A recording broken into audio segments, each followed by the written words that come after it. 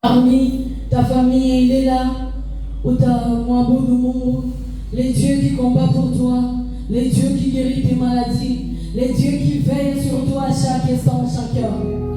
Bien-aimés dans le Seigneur, ce matin nous allons adorer notre Dieu parce que nous n'avons rien à lui donner. Rien que la louange et l'adoration. Alors tu vas te sentir adorer ton Dieu. N'attends pas la musique parce que partout où tu es, à la maison, il n'y a pas de musique. Tu es cherché le vrai adorateur qui l'adore à l'esprit et à la vérité. Alors tu vas te sentir adorer ton Dieu. Tu connais ce qu'il est en train de faire dans ta vie. Tu connais comment il est en train de te nourrir. Il est en train de te vêtir. Si tu crois à cette puissance que je suis là, tu vas adorer ton Dieu. Tu vas commencer à l'adorer maintenant. Tu vas l'élever encore plus haut. Le Dieu qui ne t'a jamais laissé. Alléluia.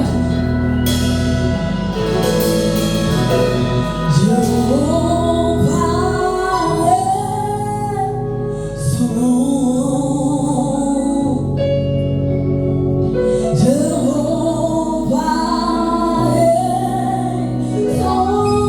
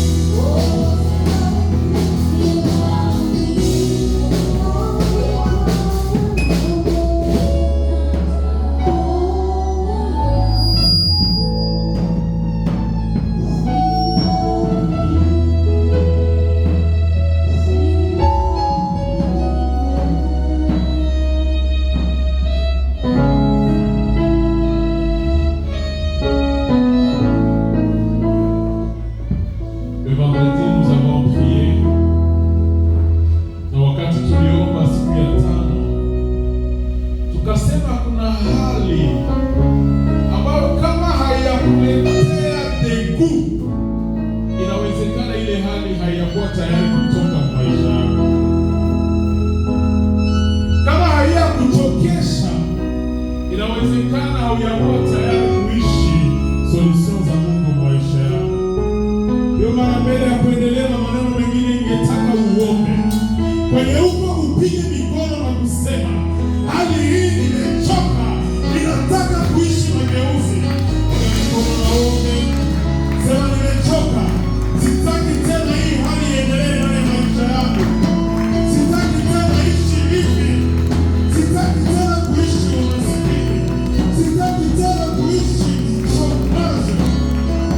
Ninataka sasa ugeuzi, ninataka kuishi utofauti, ninataka kuishi na mpya.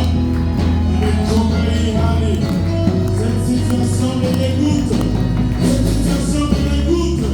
Je souhaite vivre différente, je souhaite avoir une nouvelle expérience avec Dieu.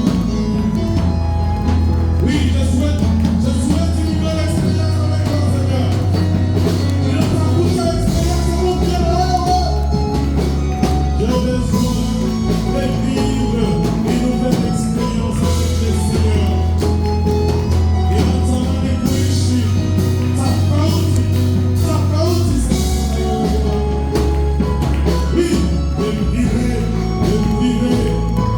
vivrai de bénédiction.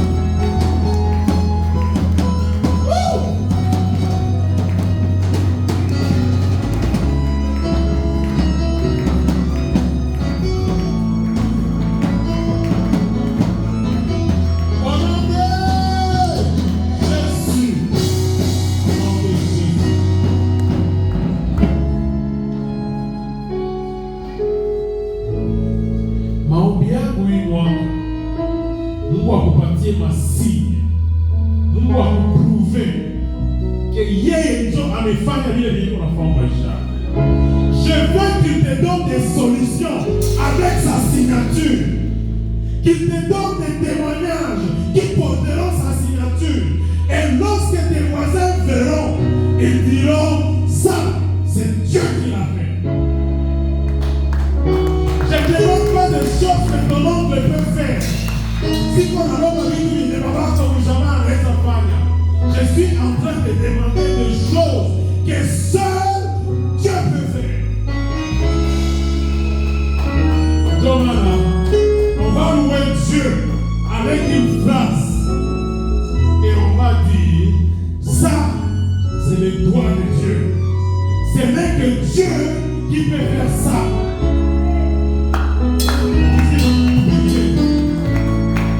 Ça, c'est le doigt de Dieu notre Taïba. Ça, c'est la signature de Dieu. Le femme de la Babylone, alionaka kidole kwa naandika kibambazi. Akaita wa magicien wake wote. Wamwambie, hapa kunaandikiwa nini? Na nani ndio aliandika hapa? Laisse-moi te dire,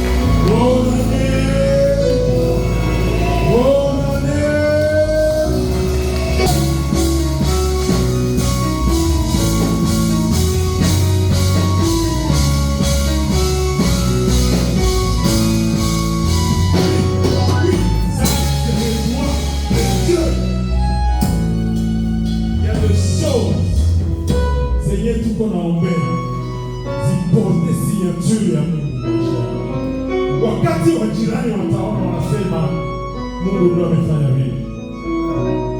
J'ai pris pour des témoignages.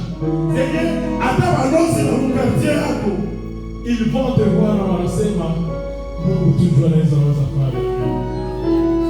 Mungu tu anaweza kufanya hivi. Amen. Amen.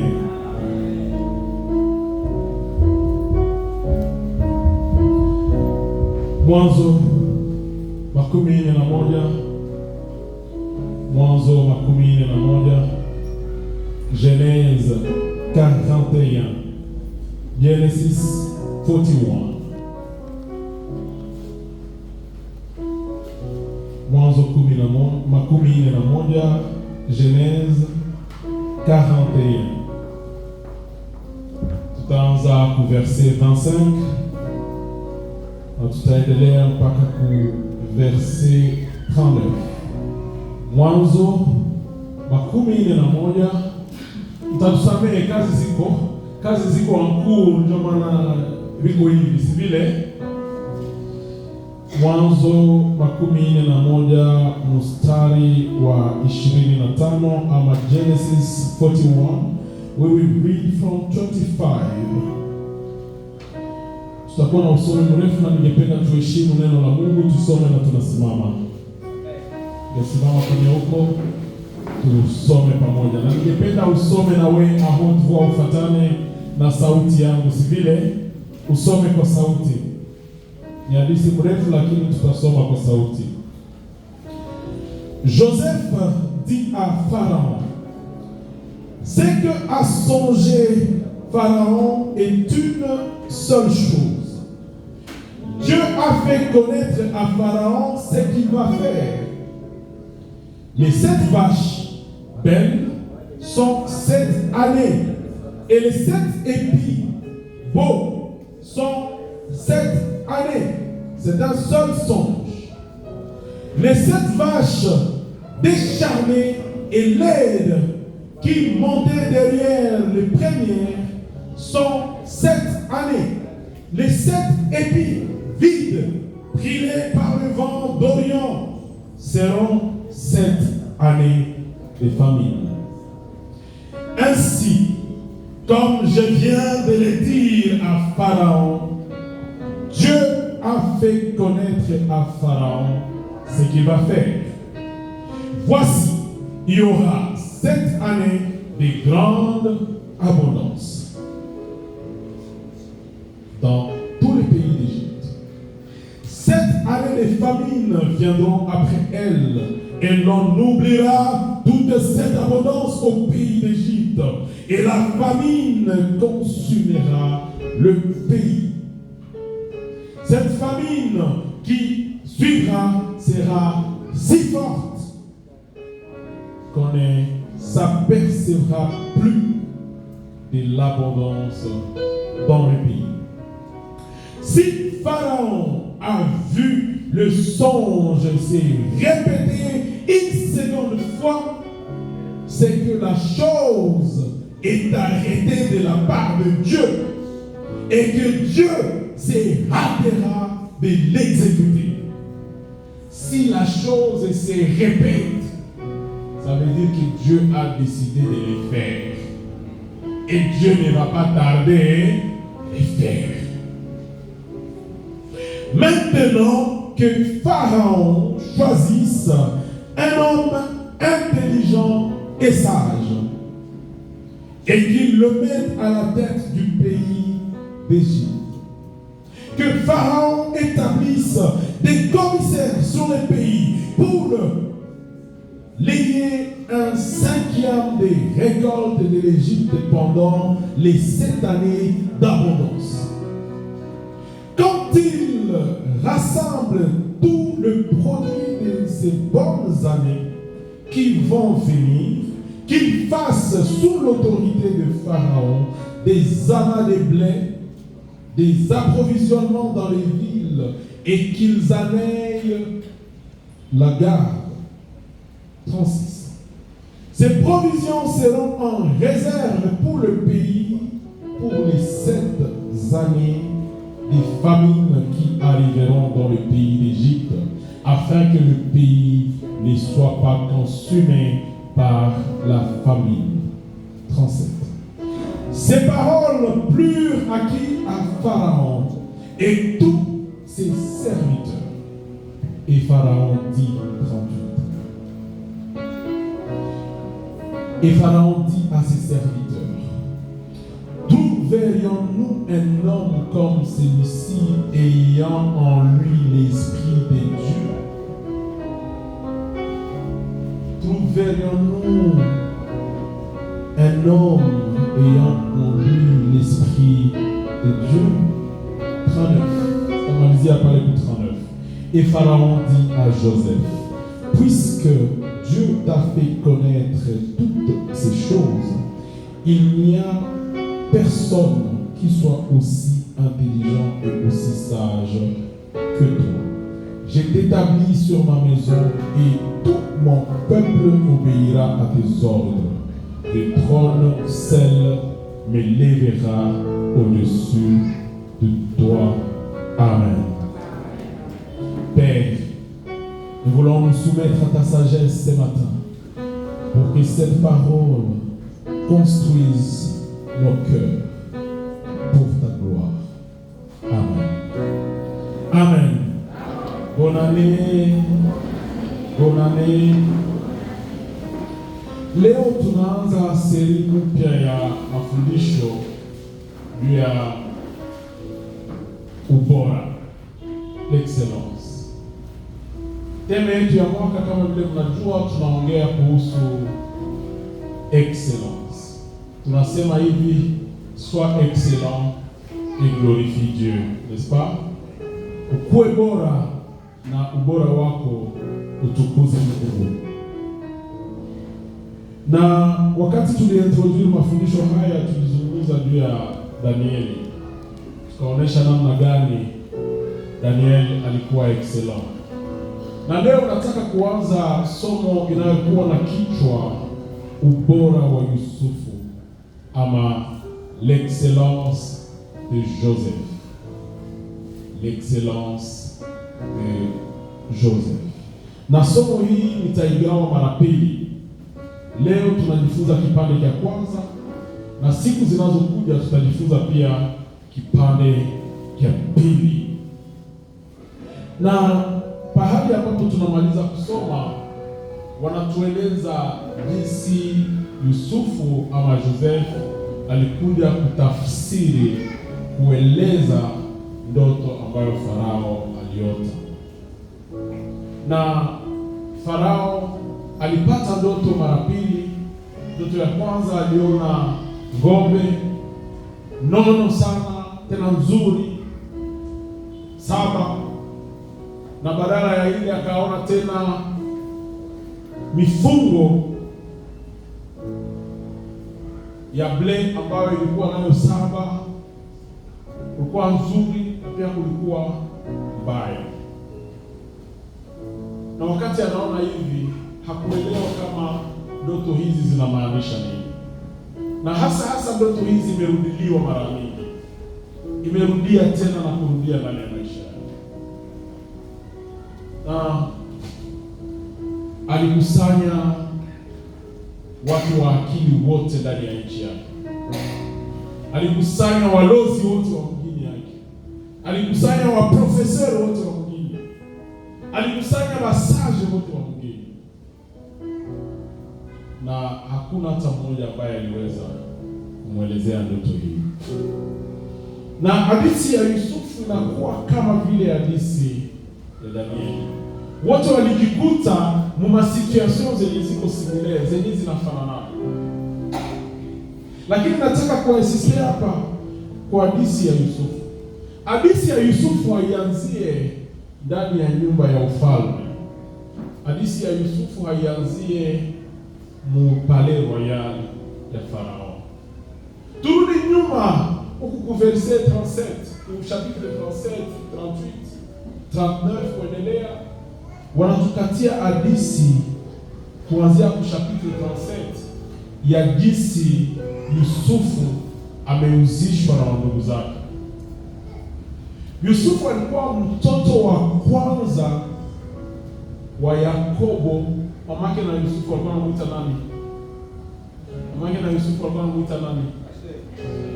Wanamuita Asher.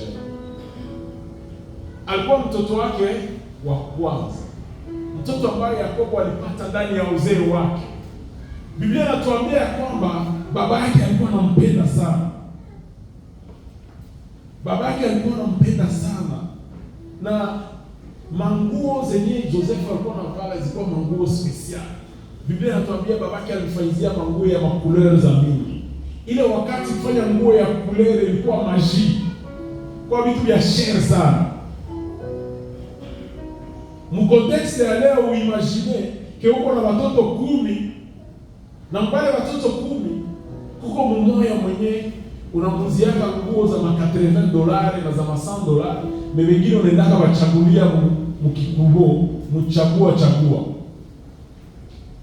muvieti, na wengine unabaendeaka mu magazin Bulaya kuna kwa zile zinaitaka ma H&M, ma Balenciaga na zingine ni manini, magrif. Amen. Sasa badugu yake wakaanza developer jalousie. Sasa kama vie anapendaka tu mtoto mmoja, kama vie anapendaka tu, na nilikuwa naonekana juu wakati yenye papa anatuma watoto waende chunga kondoo, anasema wewe baki hapa karibu yangu. Alikuwa enfant gâté, mwenye alikuwa hatesekaki, alikuwa hatesekaki. Wengine wanafanya kazi zote, yeye wanamchunga manake sali yake, na kisha wanatuonesha jinsi chuki ilianza kuzaliwa ndani ya ndugu zake. Na siku moja baba anasema, wa ndugu zako wameenda chunga kondoo huko, wende uangalie kama wako salama. Na ile siku ikakuwa tournant mu maisha ya Joseph. Anaenda na watafuta mpaka anafika kwenye wao. Sasa anaanza karibia, wadogo wake anasema njoo ule kunakuya. Tunataka fanya nini? Tunataka muue, kisha tuone kama zile ndoto zake atafanya nazo nini. Mes chers amis, une chose est vraie, l'ennemi sait que tes rêves vont se réaliser. Adui anajua kama zile ndoto zenye uko nazo, zile projets zenye uko nazo, ile maono yenye uko nayo, ennemi anajua kama itajirealiza kwa siku moja. Alors il fait tout pour que usilifikie, parce que anajua pale ndio kwenye kuko baraka zako, pale ndio kuko kuinuliwa kwako. Alors kazi yake anakutilia mitego, anakutilia madeviation. Unajua sasa kuna tengeneza barabara wanakrea kama deviation, mais kama haujui deviation mzuri unasikia kupotea, unaenda angukia mfaleko.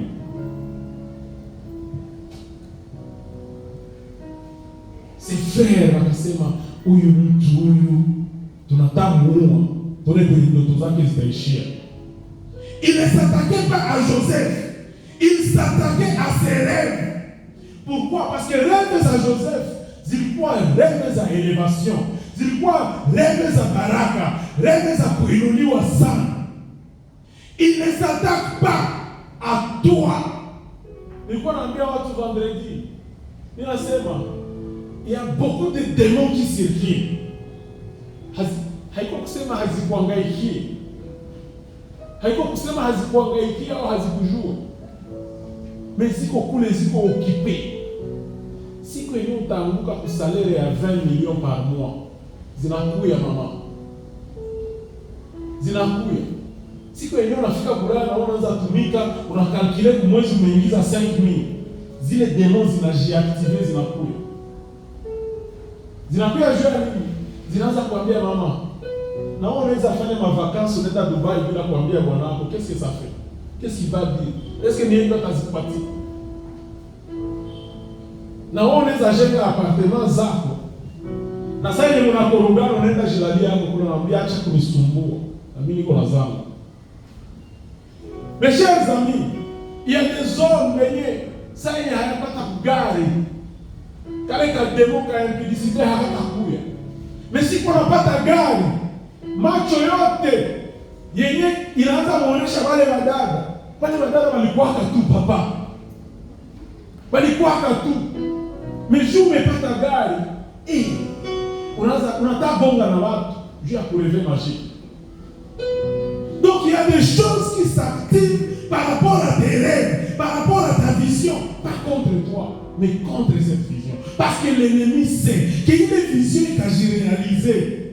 Le royaume est à quoi bouleversé. L'ennemi connaît son sort. Wakati yenyewe utabarikiwa anajua sore yake. Wakati yenyewe utatoa sadaka anajua sore yake. Anajua kanisa itakomala, itakuwa na impact. Watu ya Kirombe, watu ya Zambia, watakia mwili kanisa siku hii kanisa inakomala. Juu ya sadaka zako. Alors il te donne des idées aussi zile. Il ne s'attaque pas à toi seulement. Il t'attaque à ce que Dieu a mis en toi. Parce que les frères de Joseph wanasema hivi. Tumuue pas pour le tuer. Tumuue juu tuone kama ndoto zake zitaishia wapi. Bakuue waone kama zile projets zako zitaishia wapi. Il te fait du mal, pas pour toi, mais pour ce que Dieu a mis en toi. Hawakutakie mabaya juu yako tu, lakini juu ya kile kitu ambacho Mungu ametia ndani ya maisha yako.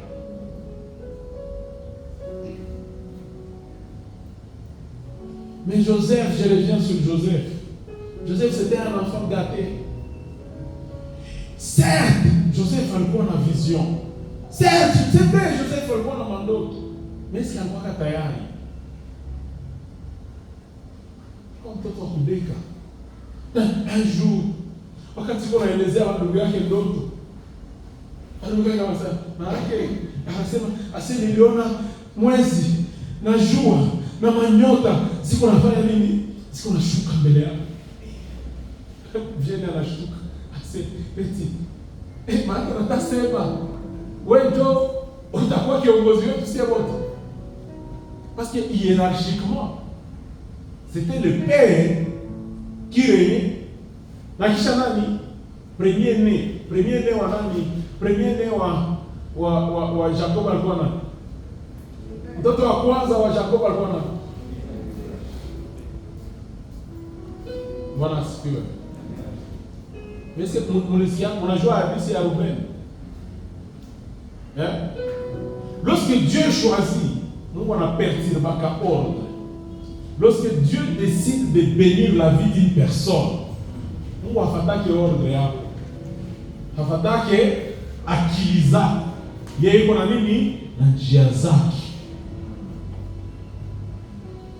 Dieu choisit Joseph pour une mission précise.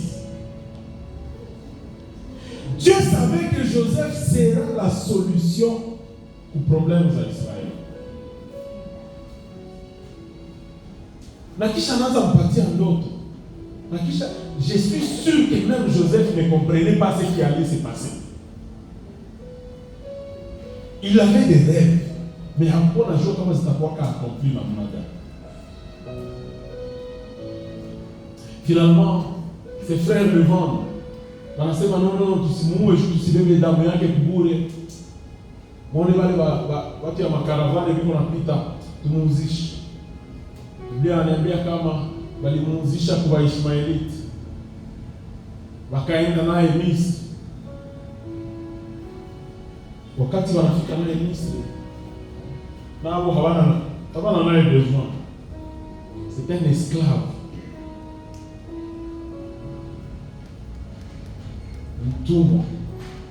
Mtumwa anakuwa kako bei, wanamuafishe pale, wanamtia kwa wengine. Potifara anapita, assez bon, akiana kabia, anakauza, anakaleta mwaki, anakafanya kaboi mnyumba. Mais regarde le plan de Dieu. Wakati Joseph anafika mnyumba ya Potifara, Biblia inatuambia kama maisha ya Potifara ikashanje. Kila kitu kile Joseph alikuwa anagusa hapo kilikuwa nabarikiwa. kilikuwa na multiplier. Kulikuwa onction moja iliingia kwa maisha ya Potifari. Mpaka Potifari anashtuka. Anasema huyu ni mtu gani? Anaanza mueleve. Anamfanya chef wa nyumba yake. Mais je viens de vous dire tout à l'heure que le diable ne s'attaque pas à toi seulement. Il s'attaque à ta vision. Il s'attaque à ce que Dieu a placé en toi. Shetani halalaki analabukia mbibi ya Potifari.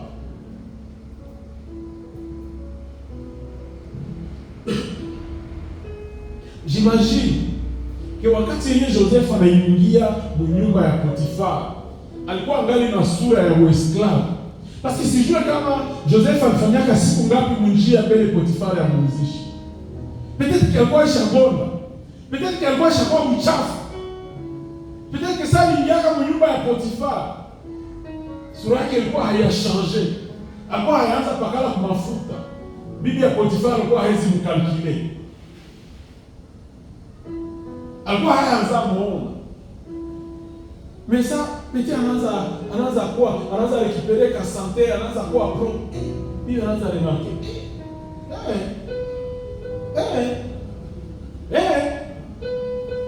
Na sana remarqué, anasema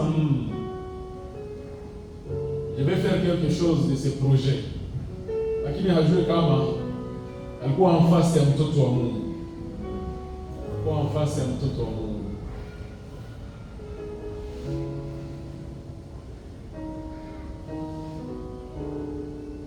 Na wakati yenyewe maneno hii yanaendelea, tunajua hii hadithi nzuri.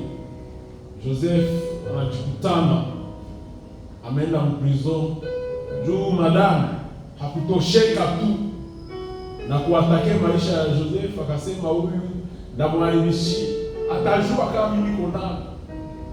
Haiko vile mama. Sasa anapiga mikono anasema ataniona leo, atajua kama mimi niko ndani. Ndamfungisha kinywa.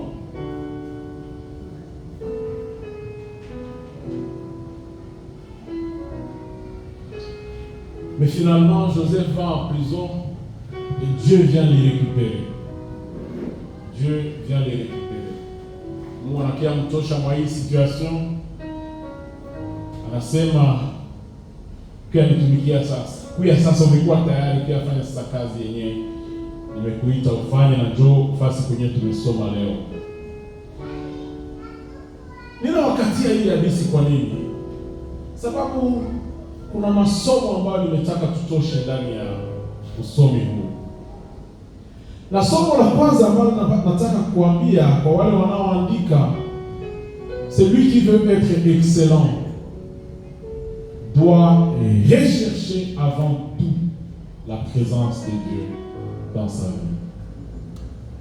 Huyu anayetaka kuwa bora ndani ya maisha yake doit à tout prix chercher la présence de Dieu dans maisha yako. Kama hauna uwepo wa Mungu ndani ya maisha yako, yote utakuwa nafanya utakuwa napita tu hivi sana pepe. Hautakuwa na impact hata moja kwa hiyo. Na example hii ya Joseph, example ya Daniel, wakati unasoma Daniel chapitre 5, sasa unafika ku verset 10 pale. Unasikia Remi anaambia bwanake mfalme, anamwambia aseme mwinchi huko mtu mwenye iko na esprit ya Mungu ndani yake. Il a l'esprit de Dieu en lui. Wanatuambia hapa wakati tunasoma hadithi ya Joseph yote, wanasema il marchait avec Dieu. Dieu était avec lui. Na moya una critères zenye wanasulinia hapa. Mtu wa kuleta hizi solution il faut ikuwe mtu mwenye iko na esprit ya Mungu ndani yake. Mkristo mpenzi, hautaenda mbali wewe peke. Rassure-toi que la présence de Dieu t'accompagne partout et dans toutes choses. Tant que hauyakuwa na uwepo wa Mungu kila siku, kila mahali, hakuna kwenye utaenda.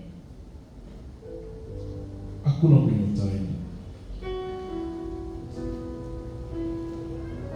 Juu ya présence ya Mungu, Joseph a été protégé.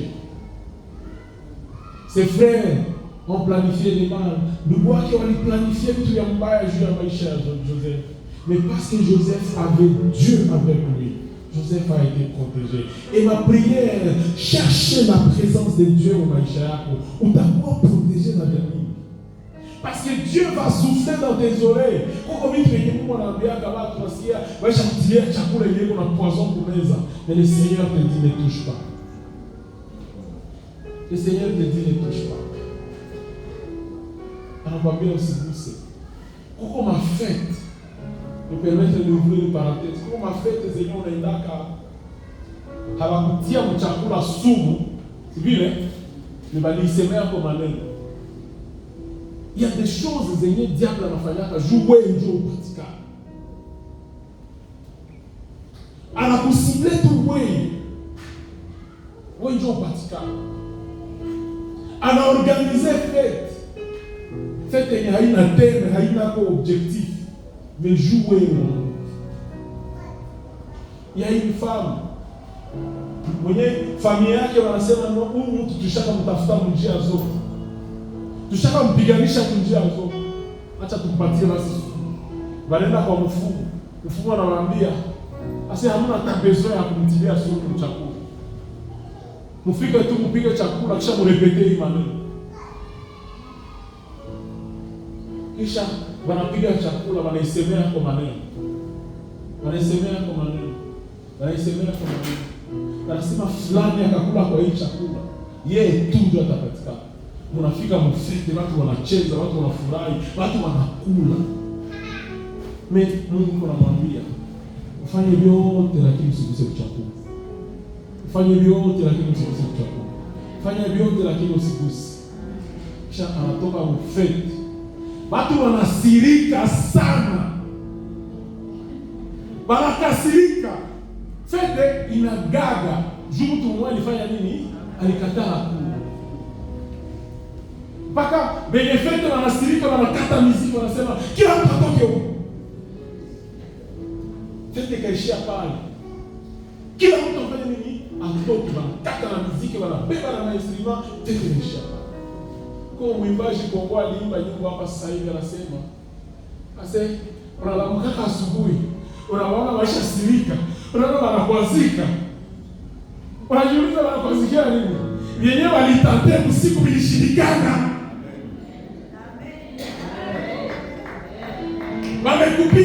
Wamekupiganisha kila njia lakini vimeshindikana. Juu ya nini? Ya la présence de Dieu.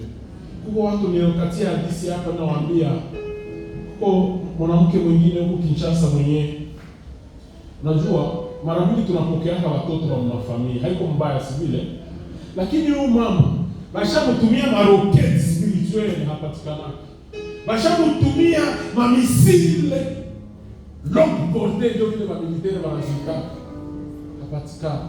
Wakasema huyu jutu mupate, il faut tumutumie mtu mnyumba. Akishafika mnyumba atamaliza fasila. Wanaleta panachagua katoto. Ni katoto kumiaka. Katoto kama wita. Ni katoto kumiaka. Mekule monde spirituel. General wa armée ndio anatuma. Katoto kanafika mnyumba. Kanaanza mission yake, kanafanya na maneno. Huko nakaona huko nakaona kusura ya wanadamu, nakaona ni katoto. Unakasikia na huruma. Kanatoka ku village kangali kuchafuchafu nasema katoto nikaendea hata wawili nikachagulia hii manguo. Unasaya kukula. Unasema katoto kalikia kana bonda acha nikapatia na kuchakula. Wewe kama kula uongeze hata kuininof. Kama wetu wa Kinande wanakuwa na huruma sana, wanapenda tukule pia tushibe sivile. Mbele hao wanakuaka. Sasa unafika kwake. Sio wengine tushazoea katase kakafe kapata hivi. Yana anaenda kuchagulia lukopo la bata hivi. Analeta na kibukate kapata hivi. Anakukorogea na maziwa. Kisha anakwambia ongeza hapo na soja.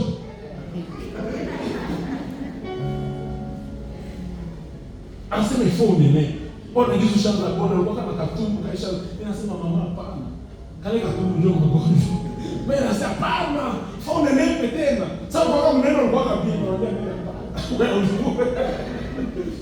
unaona kale katoto nakasikilia huruma, nasema image mumonde mumacho yako mwanadamu tunaona katoto. Kumbe muarme ya shetani kule walikutumia generali wakia kumaliza. Kisha wanaanza uliza katoto rapport. Tunaambia yuko aye. Bwana tupate rapport. Eti ase ninaenda kwa mshambre yake. Nina shida ya kufanya. Mungu anakuwa anaikala pembeni yake. Ase tao na kota ya shamba na mbona kanzambe.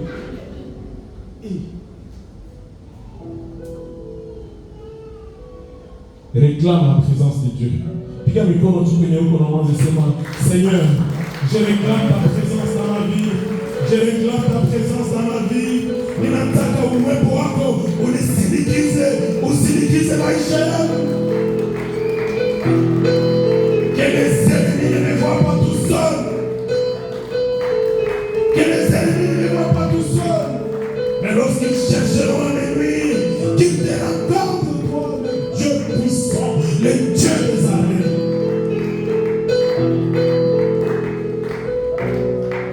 Moïse, wakati Mungu anamtuma, Moïse anamwambia Mungu, je partirai seulement si tu marches avec moi. Usiitike kufanya kitu na hauyajiasire ki Mungu iko ndani. N'avance pas na hauyajiasire ki Mungu iko natembea na wewe. Usiende, n'accepte pas de faire un pas. Juu ile pas unaweza ifanya unakanyaga msumari itamaliza maisha yako. Ne quitte pas ta maison bila kuomba, bila kutafuta Mungu. Sema Mungu niko naenda tafuta tena leo. Ne me permets pas de marcher seul. Niko naenda Owino kuna wafumu, kuna wachawi, lakini moi je vais marcher comme un enfant de Dieu. Je vais marcher avec ta présence. Je vais marcher avec Dieu. Je vais marcher avec Dieu. Celui qui veut être excellent doit chercher avant tout La présence de Dieu. tembea pamoja na Mungu. Parce que Dieu, Mungu ndio anaproteja maisha yako sasa hivi unatembea naye. Mungu ndio anasuflaka ma information zenye uko nazo besoin juu ya kuavancer. Yeye ndio anakuambia kapita hapa. Tembea hivi. Anatembea mbele yako kama vile mwangaza, anatembea juu yako kama vile kivuli. Amen. Jambo la pili, pour être excellent, nous devons accepter de passer par l'école de Dieu. Mungu kuwe bora, kubali kupita kwenye masomo ya Mungu. Usitembee kwa akili yako wewe peke. Madokter, maprofesor tunawaziaka tuko na akili. Lakini siku yenyewe unashwaziri kusema Mungu nimegeuka duru, juu nitembee kwa akili yako. Na watu mkati yako watashangala kwenye kwa mfano. Watashangala kwenye kwa mfano.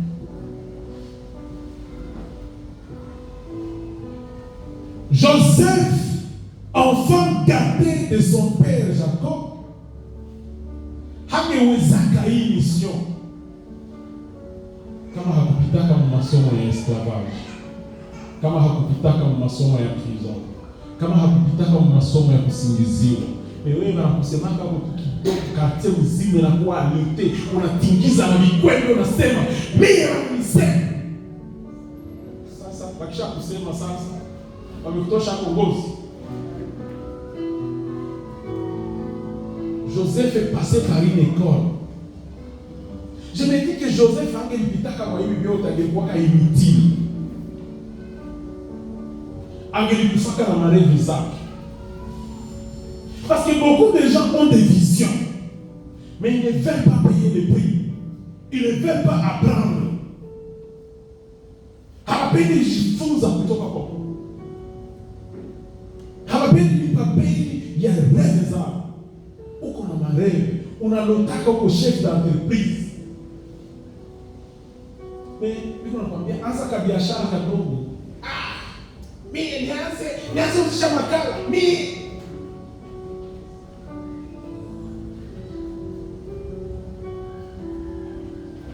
unalotaka uko chef wa entreprise mkuu, njia ya kufika kule ni kuanza. Unakuwa na kapitali ya $10 ni uanze. Mungu ndio anajua ngiza atakufikisha kule. Yeye ndio anajua ngiza atakufikisha kule. Wewe kubali kuanza. Anza somo la kwanza.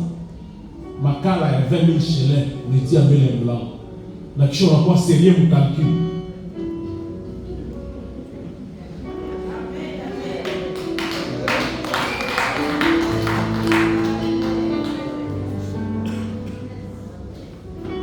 Moïse anakomalia mu palais royal, un enfant privilégié, un prince d'Égypte. Moïse iko gâté anakula kanaye vya bien. Bana mbebaka wanamprotéger kwa magari ndiko. Anakula vya anapenda na anakomandaka. On me dit que Moïse était dans les meilleures écoles d'Égypte. C'était un privilégié. Mais malgré tout ça, il n'était pas prêt pour la mission. Il fallait qu'il passe par l'école du désert. Il fallait qu'il passe par la fuite. Moïse alikimbia à Égypte. Il a tué quelqu'un. Il avait ses rêves. Il voulait sauver les Hébreux. Alikuwa déjà dans le boulot. Alikuwa anapenda watuambia huwa anateseka. Il faut ni sauver. Akaisee plan yake. Sasa yona mtu iko na persécuté wa ndugu yake akafanya nini? Akamu. Akasahau que Égypte kuko loi. Il fallait être en prison. Peut-être que naye aliendaka kwa peine de mort. Akasema hapa nisha transgresser loi ya nani? Ya Egypte. Akafanya nini? Akakimbia. Tu ne peux pas étudier dans l'école de Dieu. Mungu atakamata fimbo anakukimbizia kwa masomo yake. Kisha unaanza enda hapo.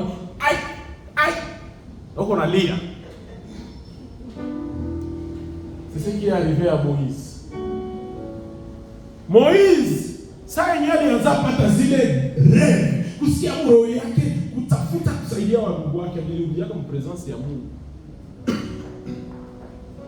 Anasema Mungu bon, niko nawaza hivi. Niambie sasa. Juu hivi ni vyako, juu ni projet tufanye. Mais il lui a fallu 40 ans. Juu ya erreur moja. Kenda pita masomo mu classe ya 40 ans. Na je crois que saa yenye Mungu alionaka huyu kiana amekuwa sasa tayari. Sasa Moïse alifanya ile 40 ans. Mungu hakuwa iko namzungumzia. Mungu hakuwa iko namwankuraje kwa namwambia Moïse, niko na wewe. Tuko na kope yetu tuko natayarisha pa. Il lui a laissé traverser ça seul. Moïse alikuwa anajua basi. Niko kwa beau-père yangu, mimi ndio berger wa makondolo zake. Ndio kwa kazi ya Moïse 40 ans. Anachungia beau-père yake nini? Kondoo. Jacob alifanyaka 7 ans. Plus 7, Jacob akajiplende. Akatomboka sana na akatoka kuna vyake. Moïse 40 ans uvumilivu na utii. Ndio unajua uviaka ni lâcher. Na rudia Egypte. Pengia mu prison au wataniua. Sasa kwa sababu acha nibaki tu hapa. Nibaki tu hapa. Kisha miaka zinapita. Mes chers amis, tu peux faire des plans sans Dieu. Unaweza fanya mipango zako bila Mungu. Utalikuwa na miaka zitapita.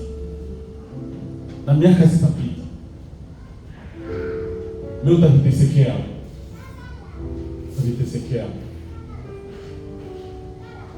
Tafuta sana presence ya Mungu. Juu Mungu akutie mplan zake. Na wakati yenyewe unapita mu masomo ya Mungu ndio anajua siku yenyewe utagraduate. Mungu ndio anajua siku yenyewe utatoka mwile masomo. Ndio ile siku Mungu anakuia Musa. Anakuia msura gani? Sura ya mti yenye iko na waka moto lakini hailunguli.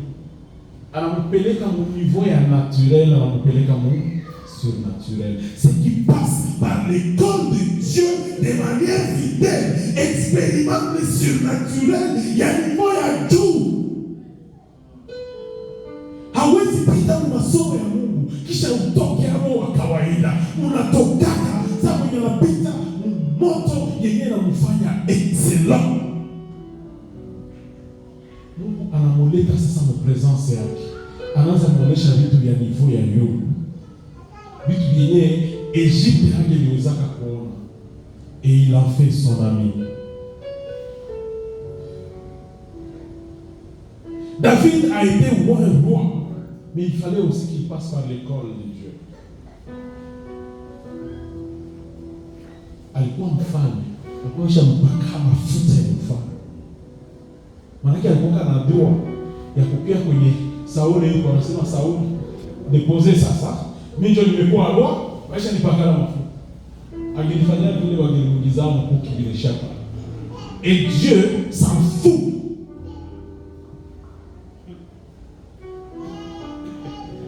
Usiwaze aseme Mungu atasema Sauli simuue.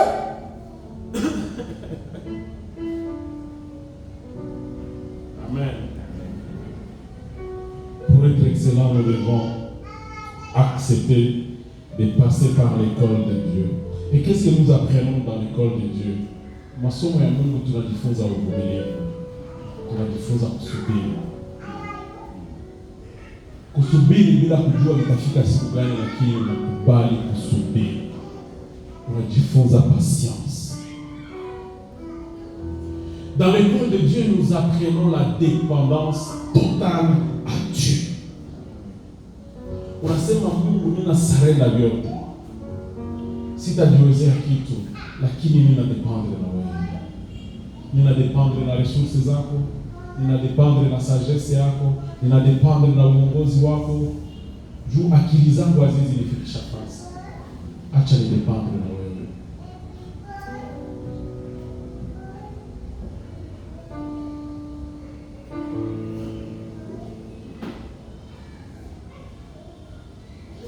Amen. À l'école de Dieu, nous apprenons à avoir la foi en Dieu. Parce que Dieu fera les choses non pas à notre manière, mais à sa propre manière. Tunajifunza kwenye shule la Mungu kumtumainia ndani ya mambo yote. Sababu yeye hafanyaki vitu kwa njia zetu. Yeye anakuwa na njia zake.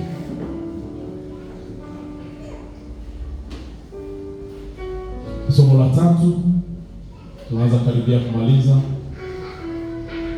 Notre vision d'excellence ne doit pas être une vision pour dominer, pour piétiner les autres. Mais notre vision d'excellence doit être une vision pour servir les autres. Wakati yenye Yusufu iko na lota hizi ndoto, yeye alikuwa anaona domination. Alikuwa anaona gizi atakuwa juu ya wengine. Mais Dieu était en train de voir une opportunité pour Joseph de servir ses frères, de servir son père, de servir sa famille.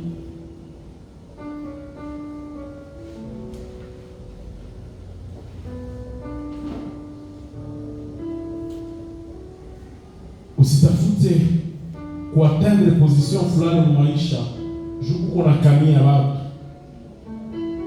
Wakati tulikuwa tungali watoto, tunasikia maisha kupiga sana, wanakuonea sana. Tunasema nenda kazi ya soda, cha darudia inaonesha.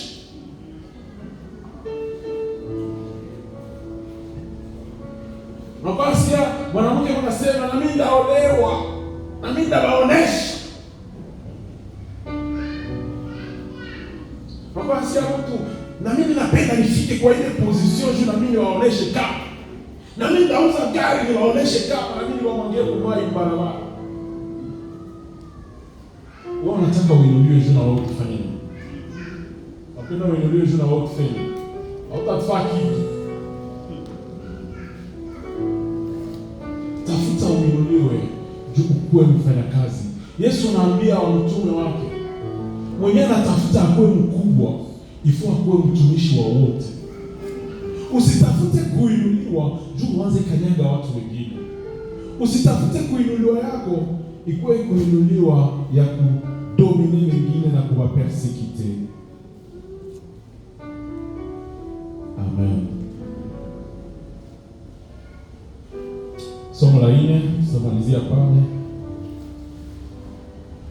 Les rêves, les visions, les opportunités que Dieu nous donne, c'est pour que nous soyons une solution au problème de l'humanité. Mungu anakupatia zile ndoto, anakupatia zile projet, anakupatia ile opportunité yenye uko nayo. Juu wewe ukuwe solution ku problème za hii dunia. Ukuwe solution mwa kanisa. Kama uko na vyenye Mungu amekupatia, juu ukuwe solution mwa kanisa. Juu ukuwe solution mwa jamaa yako. Amen. Amen. Ndio maana wakati Mungu anakuinua,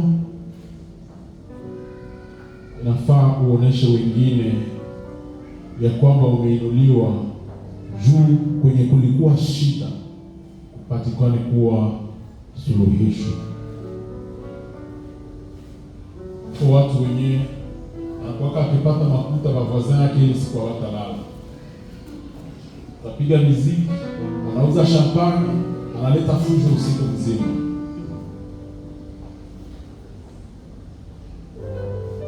Na kwa kumaliza, acha niwaambie, kuna wengi ambao wamezima ndoto za wengine. Unajua wakati Joseph alikuwa anaambia ndugu zake vitu ambavyo ameviona, Biblia inatuambia kwamba Jacob a gardé ces choses dans son cœur. Jacob hakumdekuraja. Alimuuliza kesho yake, wewe utadomina kakusie? Mekisha suite wanatuambia akaweka ile maneno roho yake. Wazazi mingi tumedekuraje na tumeua ndoto za watoto wetu.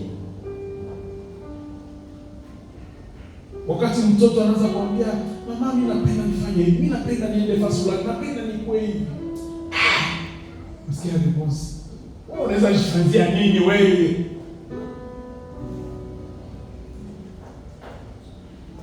Beaucoup de ministères dans les églises zishakufa juu ya watumishi wenye hapendake aone kijana iko na panda kanisa. Akaona tu mtoto anaanza anahubiri mzuri, anaimba mzuri, anamkanyaga, anazimisha ile nyota.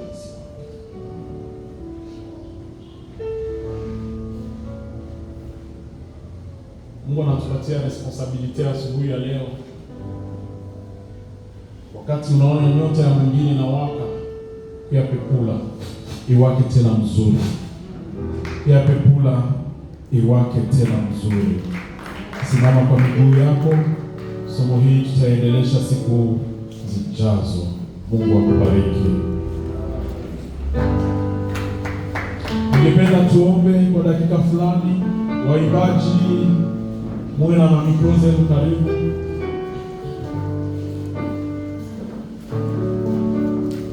Ningelipatia nyimbo moja ya kumwabudu Mungu.